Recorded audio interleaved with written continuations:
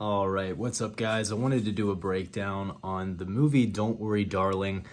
Um, it's really, it's really more than I expected. I thought it would be more of a propaganda film that Olivia Wild put out, but I saw the original comments that Olivia Wild was basically saying that the antagonist in the film was somewhat of an archetype of Jordan Peterson, and I thought this would be some sort of male propaganda film, but it actually turned out to be a really good movie, I would say. But obviously those elements were still there. So diving into it, Olivia Wilde says, quote, "We based that character on this insane man, Jordan Peterson, who is a pseudo-intellectual hero to the incel community." She further explained the incels as a community of disenfranchised, mostly white men who believe they are entitled to sex from women. So it's very cut and dry that she's never really listened to Jordan Peterson before. But don't worry, darling, spoilers. I'm going to talk about spoilers here. I just saw the movie. It's fresh in my mind, but I really got to talk about some of these things going on. And don't worry, darling, it's a simulation, right? You have this world where you have perfect traditional values, or supposedly perfect traditional values, and the thing missing is God, right? I mean, in this world that Olivia Wilde paints, you have a perfect world for men where men reign the dominant structure at the top of the hierarchy, women are subservient to the men in this hierarchy, and the world is somewhat of a utopia where men have these really nice cars, they go to work, they get to go home, their wives are beautiful, well-dressed, dinner is made, and this is the utopian lifestyle built for men.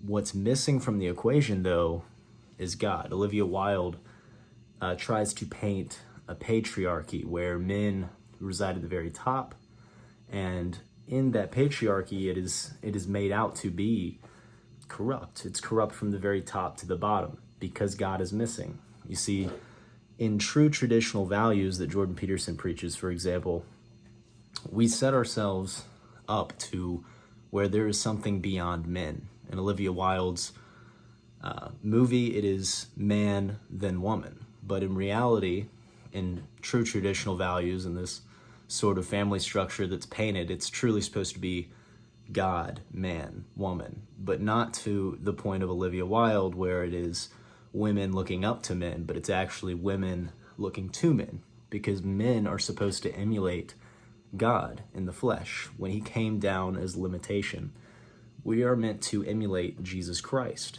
and in doing so, as flawed beings, we're going to be flawed no matter what, but in that emulation, we're trying to be something more perfect and greater than our limited selves. So women are supposed to look to men that are aiming themselves at being a form of perfection with our limitations, and they're supposed to look to us as a protector and as an idol of sorts.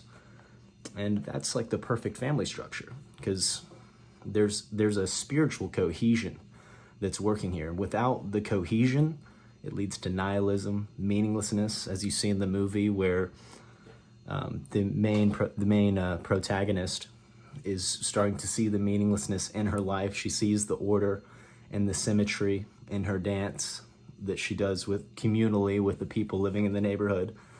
There's a great order and symmetry to things, but also a great nihilism, because there is no meaning, there is no God. So in a structure where there is just nothing but a patriarchy, it is a meaningless structure, a tyrannical structure. So I see that Olivia Wilde is trying to paint Jordan Peterson fans as this tyrannical, incel, patriarchal type of group, but in reality, she's missing the key part of the equation, and that is God. That's the Christian ethos that is within the traditional family structure. Those are just a few thoughts I've had, especially when watching it. Now that it's fresh in my mind, I wanted to just share that with y'all. Hope y'all enjoyed it. Thanks.